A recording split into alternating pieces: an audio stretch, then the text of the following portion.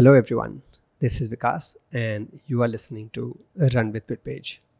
This is episode number 135 and today we are going to be covering a couple of important points for longevity, fitness and overall health in general. In fact, I wanted to start by talking about why we started Run with Fitpage, and it is important to understand the context. It is important to understand what are we doing here.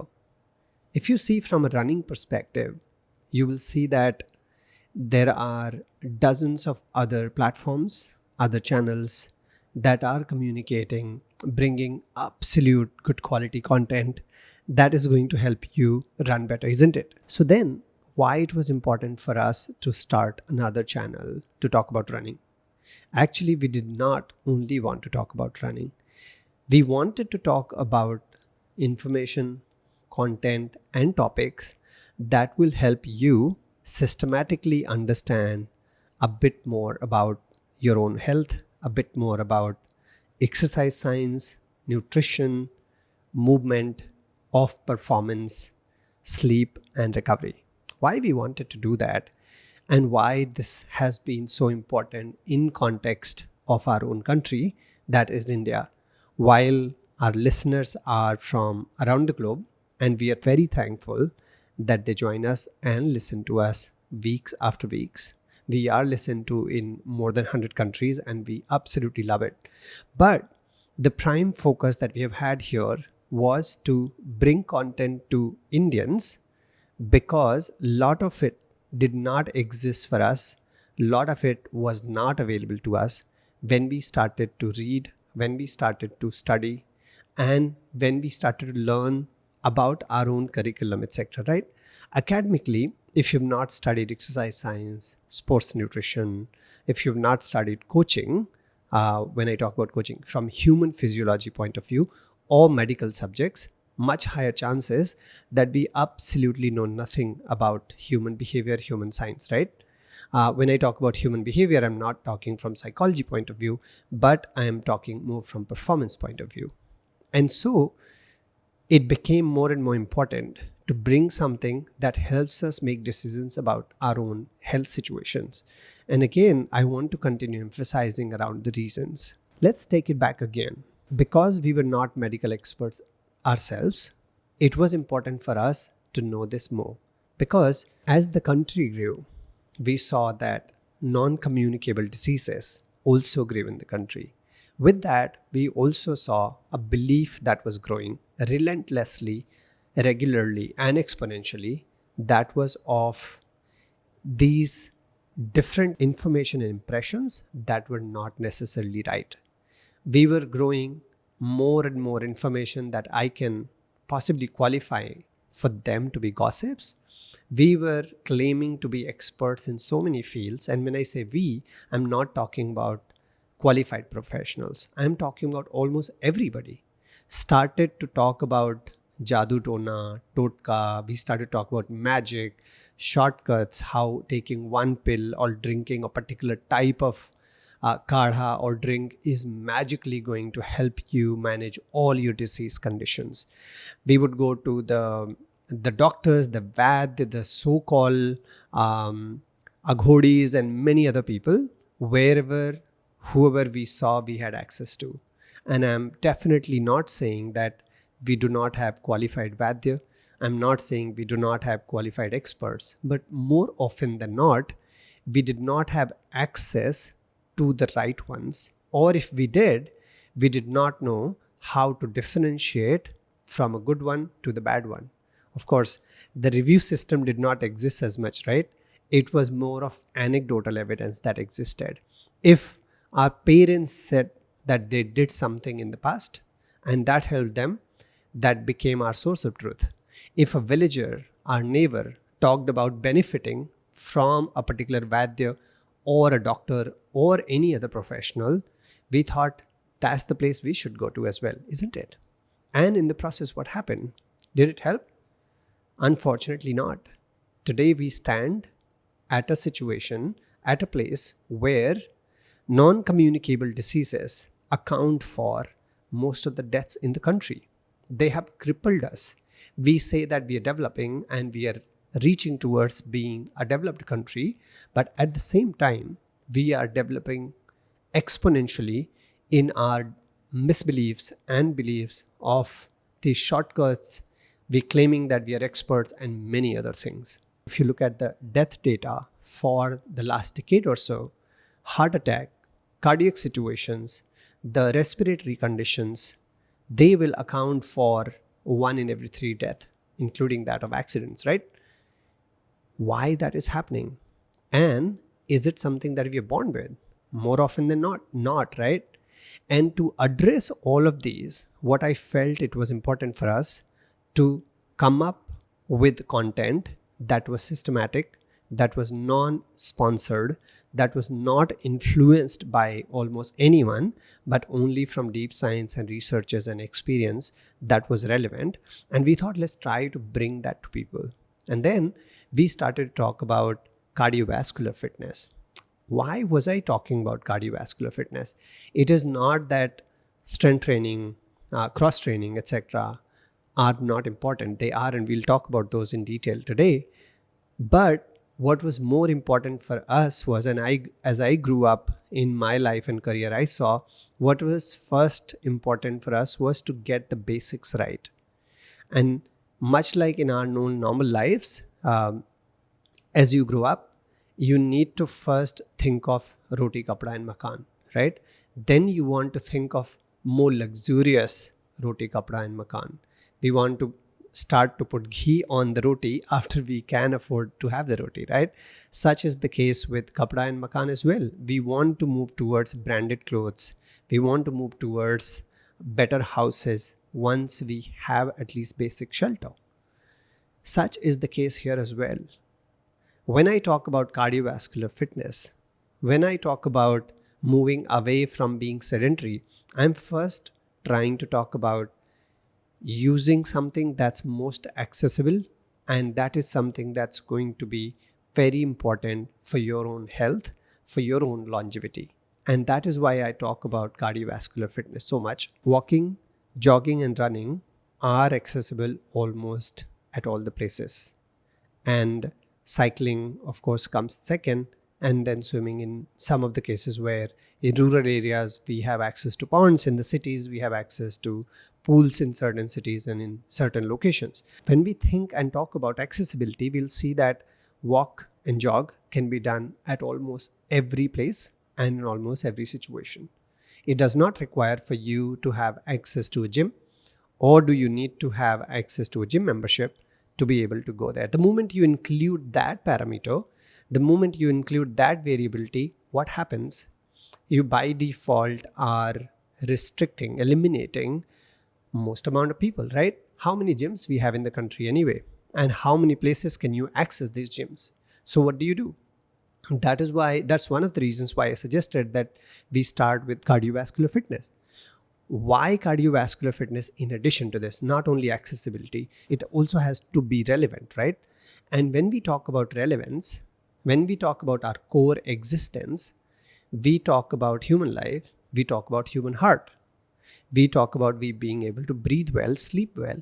And how do you do that? When we look at non-communicable diseases, you will see that cardiovascular fitness, cardiorespiratory fitness are the two most important basic pillars for you to address to if you do not want these conditions to become diseases, if you don't want these diseases to become life-threatening and eventually being fatal, isn't it? So NCDs, before they become serious, if you want to address them and you want to attend to them, you need to know that you need to go through various cardiovascular exercises, various cardiorespiratory exercises, and can be as simple as walking, as simple as jogging, brisk walking, hiking wherever you can, etc., and cycling and swimming, of course, if you have access to it. Once you have that basic setup, then you can, of course, move to doing other things. Strength training is extremely important, and we'll talk about more in detail in a bit. But one is for you to have a strong heart, but it also is if you are going to have a fall or if you are slightly unstable, it's the fast twitch muscles is the strength of them that will come handy, that will support you to get your foot, get your arm, or get your movement quickly ahead of you so that you can avoid that fall, isn't it? And for you to be able to do that, you need to have enough muscular endurance and strength both. And for that, you will need to do strength training. If you look at cardiovascular fitness, it does not do much to your leg strength and other strength other than it helping with your cardiovascular and cardiorespiratory fitness. So this was the premise with which we started Run with Fitpage. And this was the reason why we thought bringing content that makes meaningful sense to all of you is something that we should be doing and we should be focusing on. We've been spending enough time now, week after week, for the last 2.5 years, we have done this.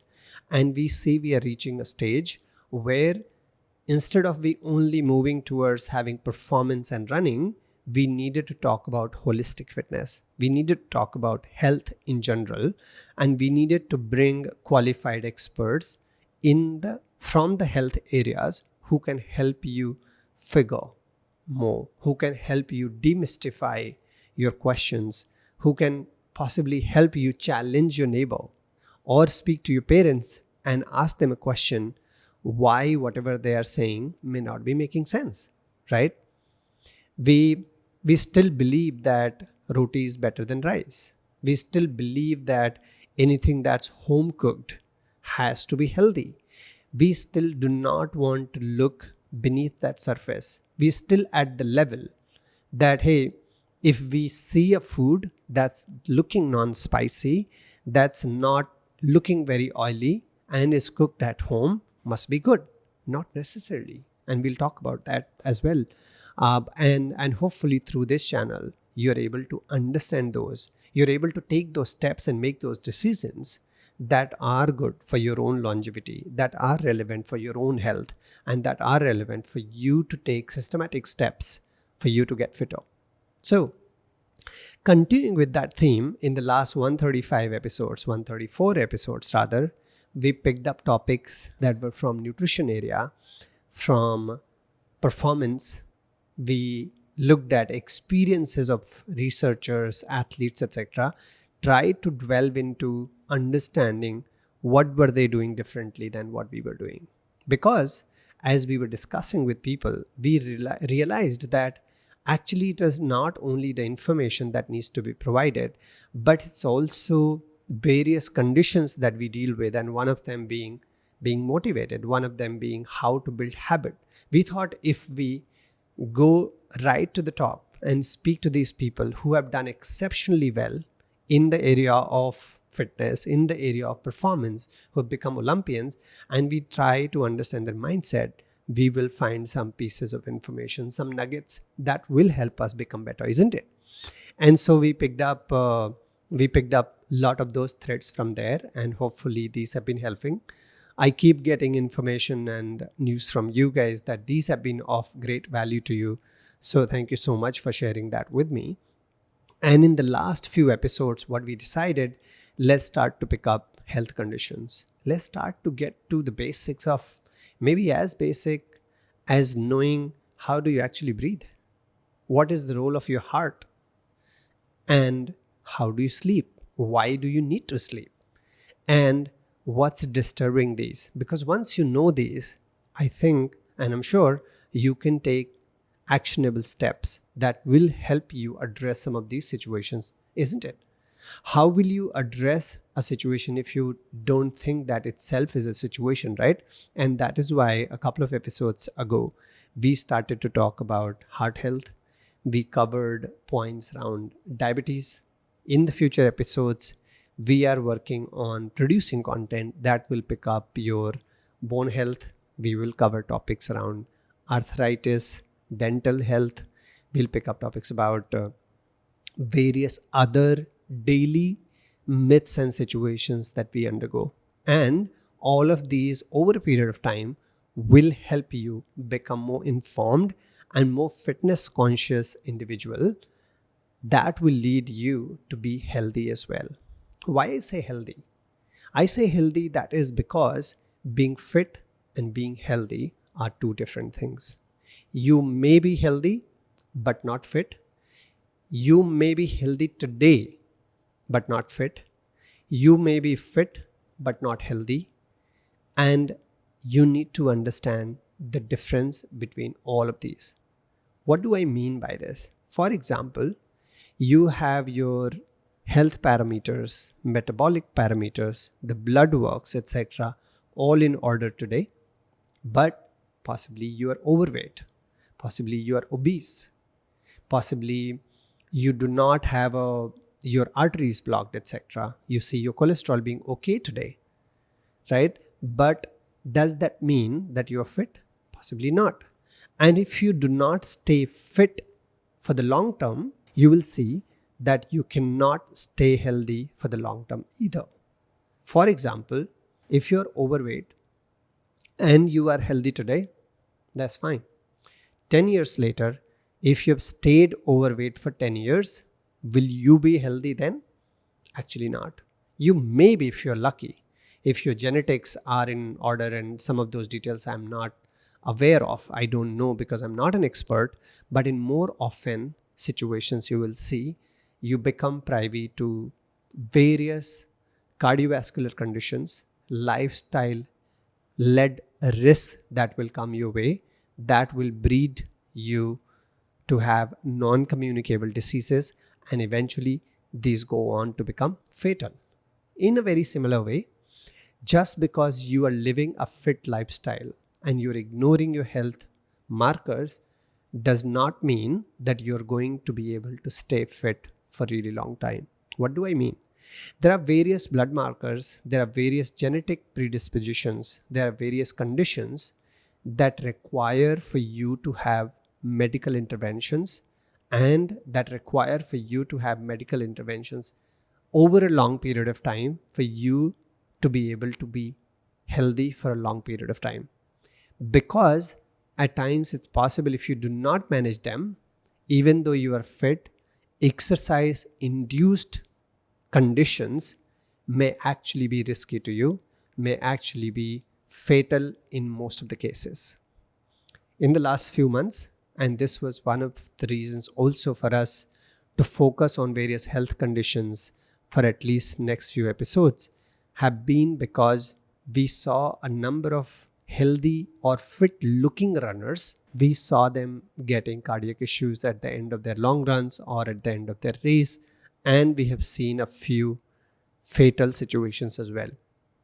And that led us to also think further that how do you do a better job of producing content that will make you more aware, to the extent of make you a little more cautious, and that will nudge you to think and look deep within your own health profiles and help you make decisions whether, if you have a condition, how do you address? I don't want for it to be a long dwindling conversation that just goes on and on. But what I'm trying to say and what I'm trying to do through this conversation is we need to start to be more aware, to understand about your own health, about our own fitness, about our own bodies, and about ourselves in general holistically. Because only if we do that, we will be able to take care of our own health. We will have less medical surprises in the long term. And if at all you have, you are aware about them and you're able to proactively address them.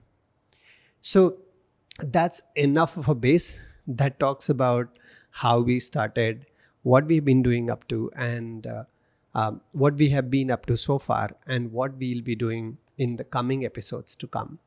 But today, with that base, what I wanted to do was cover a few topics that will help you take your first few months towards a long, sustainable, more aware fitness and health journey. Through this conversation, hopefully so far, you've been motivated enough that you want to pledge that you are going to take care of your own health, you are going to take care of your own fitness, and eventually you are going to be better in performing in life in general. Because only if you have a fit body, only if you have a healthy mind and healthy body, can you be a better employee, can you be a better family man or woman, or anything else that you aspire to be, right? We need to understand our body is not that it's like a trash can. Whatever your human or tongue or palate that suggests, you keep consuming that and you think that it should be deposited, it should get the refuse in the digestive system. It will not stay good. And we'll talk about more in detail as we progress. So let us continue with this conversation. So let us assume that you're motivated enough that you want to get started with your fitness journey and you are pledged to be healthier. So what do? We'll go through some of the tests and of course, with the caveat that I'm not a medical professional. I am a fitness enthusiast. Basis my conversation with a number of medical professionals and what I've seen online and what I do with myself, the kind of tests that I go through, I can talk about those. And if you think those make sense, you can talk to your medical professional and see if they think that's right. If not, they could suggest you what's right for you. So do not take it as a medical advice, but rather what I do and what I have found from my own studies is something that I will be expressing to you. So let's understand a couple of things. I talked about non-communicable diseases. These are not the diseases or medical condition that generally happen over time for you. These will be situations where from the childhood or adolescent age, you will start to have this condition, and over a period of time, these become big enough that you are at risk of having a much bigger life-threatening condition. Why am I saying this? I'm saying this is because let's assume you're 40 years old or you are older than this and you developed a NCD, non-communicable disease, at the age of say 15 or 20. You're at 40 today. At the age of 15 or 20, when you were in your junior college or college, that time you used to play football, cricket, gilli danda, or whatever outdoor sport you used to do. And you were feeling pretty good that time, right? Now you are 40. It's been 20 years of building that condition, 25 years of building that condition.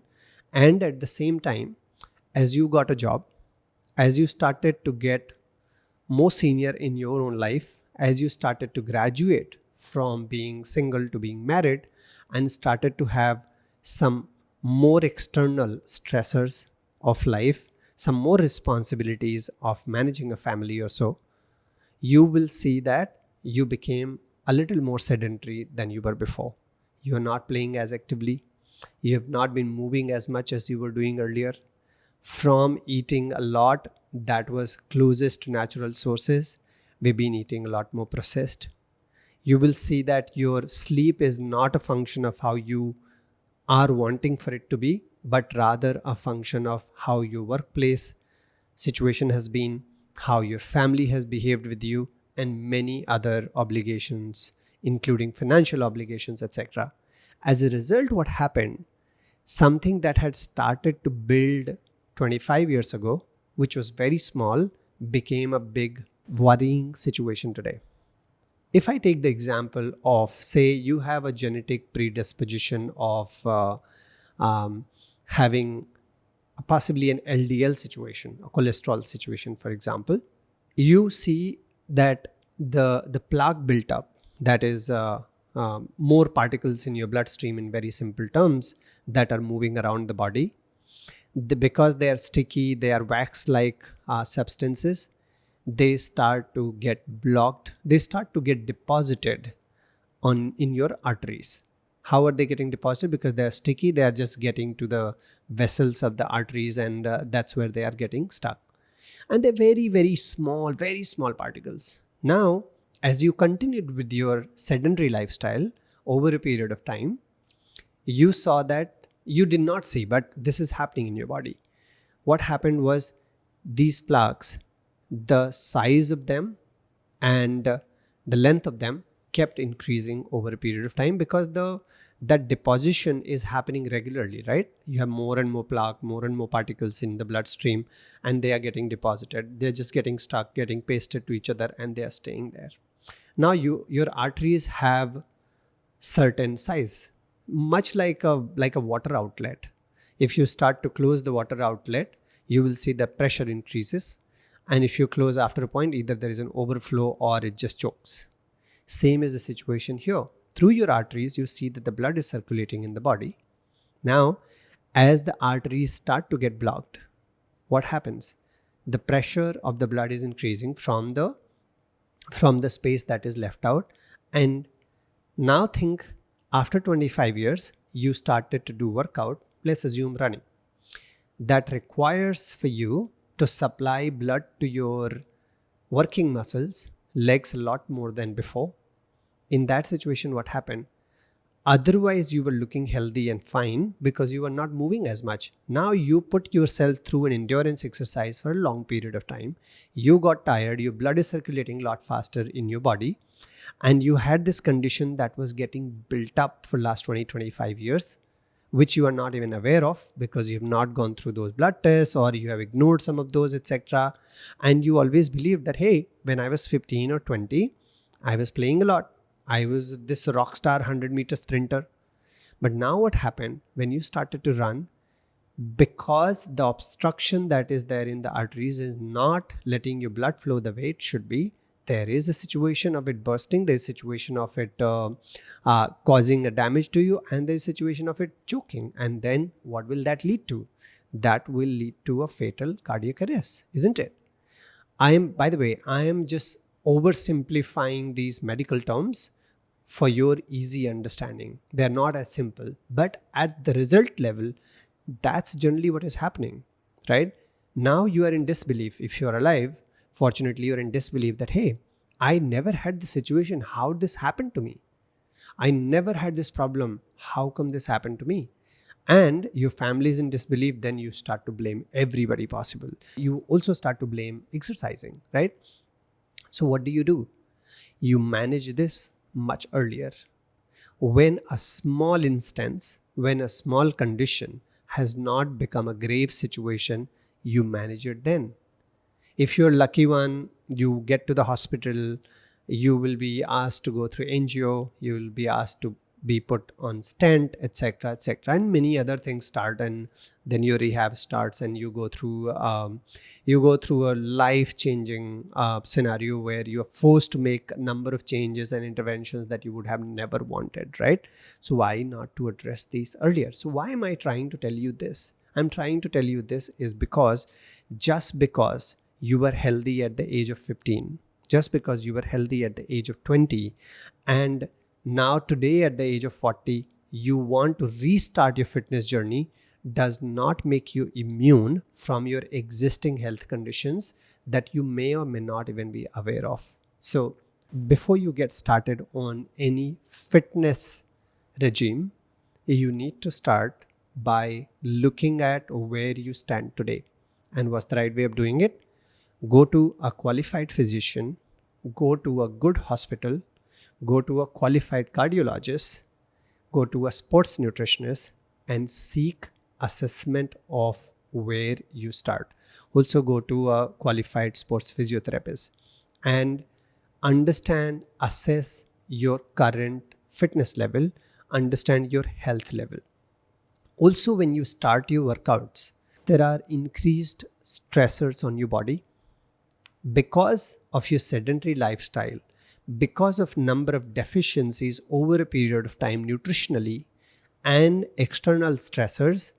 Your body might be able to manage so far with some aches and niggles and pains because you're not moving much. But the moment you started to move much, the moment you started to work out a lot more, you will see that these niggles and pains and aches, their gravity increases significantly. You will see they start to become severe. And what happens? You start to blame running or workout as the reason for you to get these pains, for you to not be able to continue with it.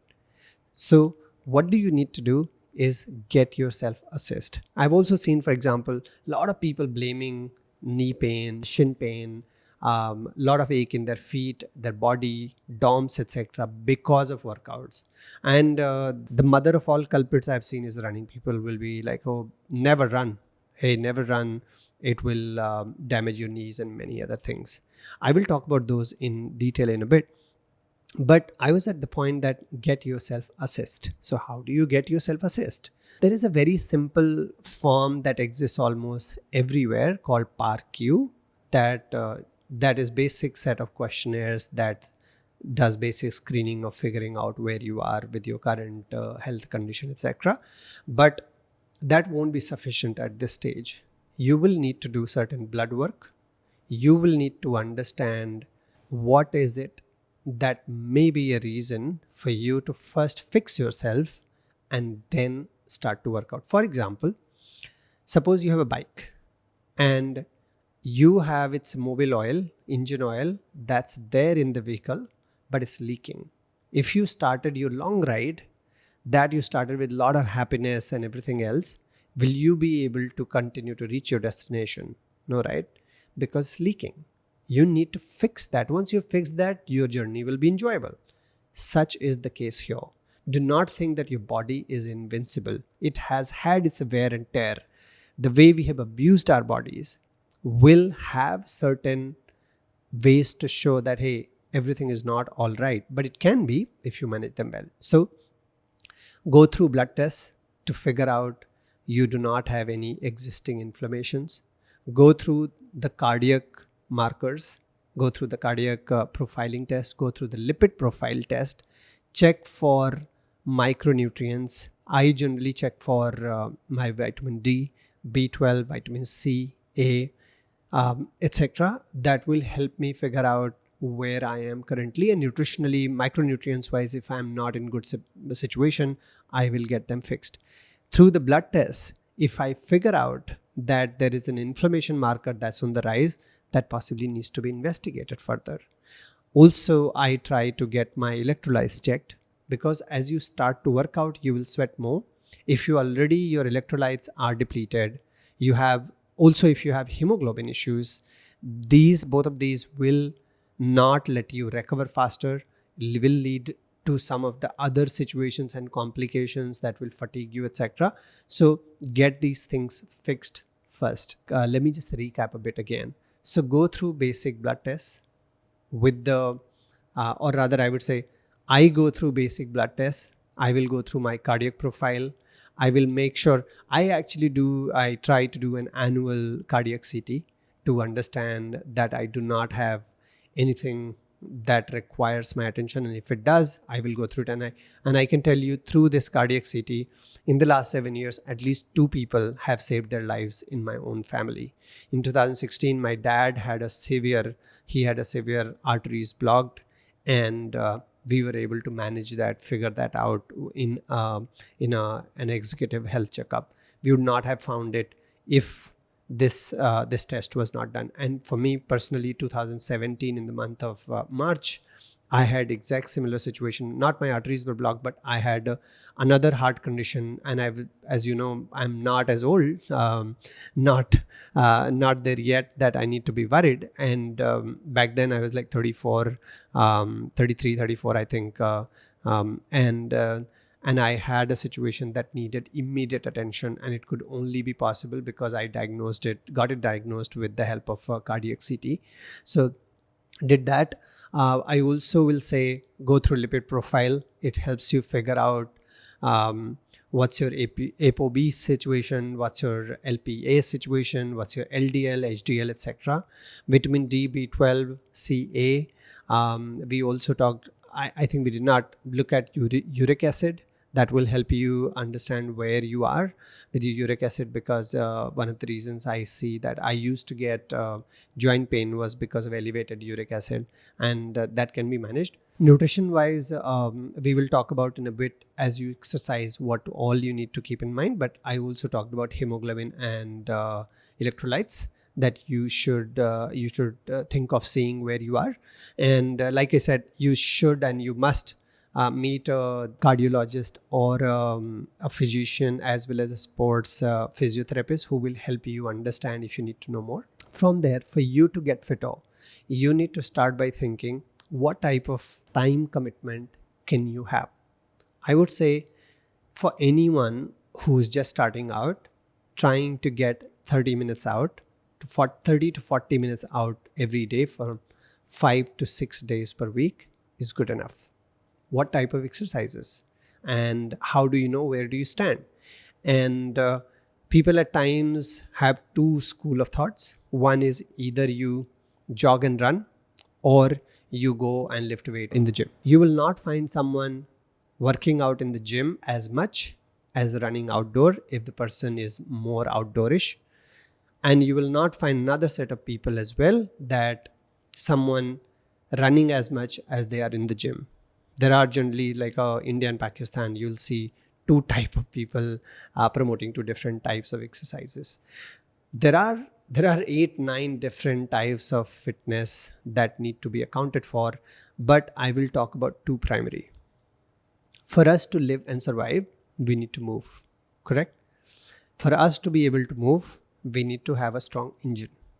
For us to have a strong engine, we need to make sure it gets its right fuel, it's getting serviced very well and at a regular interval. So for you to service it very well and at regular interval, you need to look at your engine as your heart. And you need to exercise that heart for a prolonged period of time. You need to put this under stress in certain intensity that will help you repair itself, service itself. And when you intervene with the help of right nutrition, it's going to get stronger. Okay? That is your cardiovascular exercises. So if you want to go up the stairs, not only you need to have stronger legs and your joints be right, but also you need to have stronger heart. Otherwise, 5 steps and you are huffing and puffing and you're not able to take it forward. So for us to live and survive, we need to move. For us to move, we need to have a good engine. That engine is our heart. And for heart to be strong, you need to put your heart under stress for a long period of time. Please don't fight with your spouse or girlfriend or boyfriend and go through that stress, but rather positive stress. That is, positive stress is also not the right word to use, but more from a exercise point of view, I mean that try to systematically go out and walk and run in an effort zone that's moderately comfortable. Now, other than moving, what we also need to do is we need to be able to balance ourselves. We need to be able to carry our body from one point to another. We need to be able to lift different weights. Like, for example, if you want to get one bucket of water, you need to carry your bag, you need to carry your tiffin box, among many other things, right? So you need to have your body that's in a right balance, and you need to have your body that's stable, as well as you need to have your body that is strong enough. Now, when you're running or walking, that is doing a lot to your movement, but it's not doing a lot to bring strength, to bring power, to bring speed to your joints and body, correct? There are two types of muscles, fast twitch and slow twitch. Slow twitch are the ones generally that are working when you're doing long-term sustained endurance activities primarily. That is the running or jogging, walking, hiking, swimming, cycling we talked about. And you have fast twitch muscles. They are producing strength, power, speed. Now, fast twitch muscles will get activated when you do something with force, when you're doing something with a lot of speed, and you are putting pressure, you're putting pressure under those muscles, that you're making those powerful ballistic movements. And how that will happen? That will happen from your strength training. I'm not talking about hypertrophy, mostly for marker of global health. These are like, you will see that in the gym earlier, people used to go and they'll do 2 body parts a day, biceps and triceps, then chest and shoulder and many other things. But what I am talking about here, if you did a 30 minutes whole body exercise, you did push-ups, you did pull-ups, you did squats, you did deadlifts, all of these, if you're moving with agility, etc., what are they preparing you for? Like how, if you're able to run regularly, you'll be able to walk regularly too. You'll be able to go from point A to point B regularly too, correct? You'll be able to climb up the stairs. Similarly, if you're able to make these powerful movements for 30 minutes, 40 minutes a day, you can carry your own weight, which is pretty heavy. You can carry the weight of someone else, something else. That can be bag, that can be, you need to lift something, you need to run with something, etc., etc.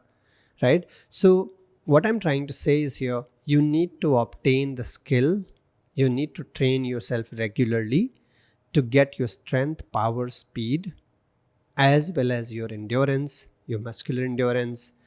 So you need to look at your heart health, cardiovascular fitness, cardiorespiratory fitness, and you need to look at your muscular fitness and strength and speed as well.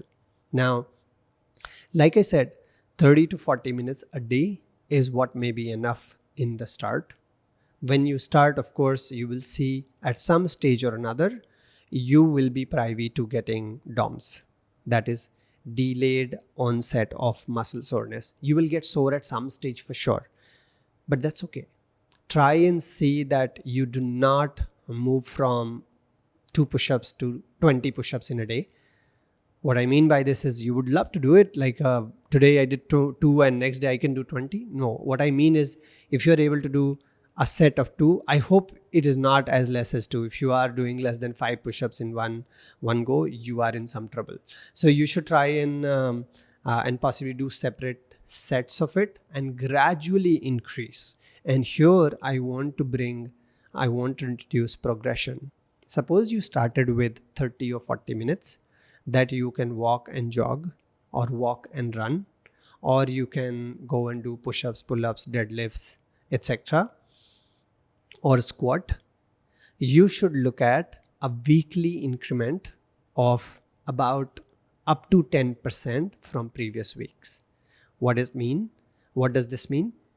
For example, if you were running or walking for 30 minutes and that was split into 2 minutes walk, 1 minute jog, etc. into 10, you can make that to 33 minutes next week. But if you are running for 30 minutes by walking and jogging, next week you cannot take it to 40, then 50, then 60, then 70 minutes. Your body will be able to take it to some extent, but after a point of time, it will break and you do not want to be there. Such is the situation with your intensity as well. If you are running for 1 minute and then resting for 2 minutes, you should not move to next week being running for 2 minutes and then resting for 1 minute and things like those. Similarly is the case with your push-ups, etc. Whichever workouts are you doing, if you focus on progressing with this almost 10% rule, and as the number of repetitions become a lot bigger, you can move up to only increasing 5%, because over a period of time, you will see you'll only increase marginally, and after a point, you will start to hit plateau. I would be happy for you to hit plateau, because if this podcast can cover up to the situation where you have progressed enough and you are hitting a plateau, then you are in good situation. If you introduce workouts this way, where you are running or jogging or walking for 30 to 40 minutes a day, 5 to 6 times, and introduce your strength training in a way that you are doing full body exercise of strength training for say about 30 to 40 minutes. So maybe in 6 days, you can do 4 days of running, walking, and 2 days of strength training. Start with your body weight, and then you can move to getting little additional weight, etc. And you can look up online to see what are some of the strength training that will help you get your bigger muscles at least to be in order and right. That will be sufficient to start with. As you progress, you should look at nutritionally you are progressing as well. So that means move from processed food to natural foods as much as possible. What do I mean?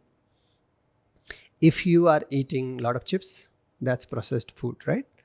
Potato, that's fried, it's mixed with different spices, salt, sugar, etc. Then packed, preserved for several days and weeks and months, and then it's been given to you.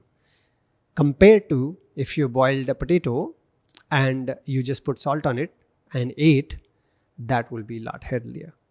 What I'm trying to say, anything that you eat Eat as close to its natural source as possible. Second, introduce protein in your food. India is a poor country.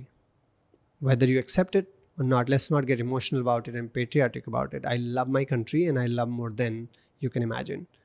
But we are a poor country, and as a result, we have more and more carbohydrate available at our disposal for consumption and less protein available at our disposal for consumption. Whether for awareness reasons or for commercial reasons, that's not something for us to get into. But if you want to get fitter, you need to make sure you are introducing more protein to your body. You need the fuel of the muscles, because we talked about strength training. Your muscles are going to repair themselves only if they get its own nutrients, and they will get it from the protein that you're consuming. You should move to consuming up to 1.4, 1.5 gram of protein per kilogram of body weight. Try to reduce your carbohydrate intake. Almost everything we eat today has carbohydrate, right? Every plant, fruit, etc. You'll find somewhere or other in the roots or otherwise there is carbohydrate. Try to limit your carbohydrate intake to about 50% per day. So that means if you're consuming 2000 calories, 1000 should come from carb, remainder should come from protein and fat. So maybe 50% comes from carb, 30% from protein, and 20% from fat. Very generic. There are various guidelines on ICMR and other websites that you can refer to and look at. There are a lot of research papers that are available online you can refer to as well. But the basic of it is that you should be consuming more protein, carbohydrate in moderation, fat from natural sources, as well as every other macronutrient, like all three macronutrients coming from natural sources, as close to its nature, as close to its original form as possible. If you can eat something with if you can eat something with its shell, like if you can eat potato without peeling it off, if you can have sweet potato with it without peeling it off, of course it may not be as appetizing, and maybe the sweet potato may not be you may not be able to eat without peeling it off. But any food or fruit that you think, if it's not unhealthy and you can consume in its own raw or cooked format with its own skin, then try to eat that, because you do not want to strip off the fiber that will help you consume more complex carbohydrate than simple carbohydrate. Because if you are consuming the complex carbohydrate and various other nutrients are secured, they're preserved, high chances that your micronutrient deficit will be in moderation. I think if you account for all of these and go towards leading a sustainable, fitter, active lifestyle, you will see over a period of time that the result is coming your way. The weight loss that you want to acquire is coming your way over a period of time. The sleep will get better. Your stressors might reduce over a period of time, and you may be living a better and a healthier life. A couple of other small points that I want to mention, and you may already know of, that generally 1 gram of carbohydrate and protein has 4 kilocalorie of energy, and 1 gram of fat has about 9 kilocalorie of energy. So whenever you're calculating anything, consuming anything, try to calculate using this way. Second, vitamin D is something that's extremely important.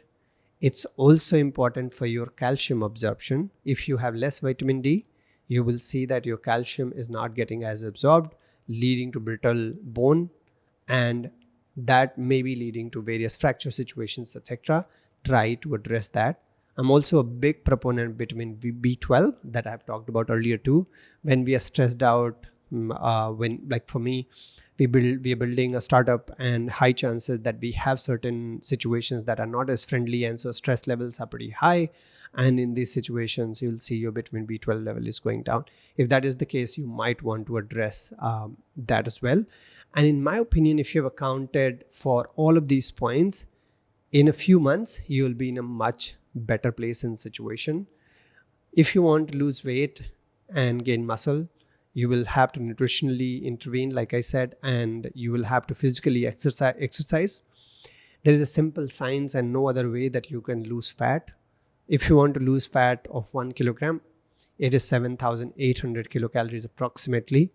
Now, you can either achieve this by eating less food or by moving more, because one is giving less calorie and another one is burning more calorie. Or you can look at a combination of both. Generally, a combination of both is pretty good. And if you do that, you will be on your way to get fitter, and that will serve the purpose with which we started. Again, I would want to give you a disclaimer that all medical advices, professional advices, must be taken from a professional who you think you believe in and you see they have relevant degrees and qualifications for them to be able to tell you. I am a fitness enthusiast and I'm relaying the messages that I think are right and what I apply in my own life. I hope this information was helpful for you to make right decisions, for you to progress in the way that you think is right for you and for your own good health for a long period of time. Keep listening and keep getting better at it. Good luck and goodbye.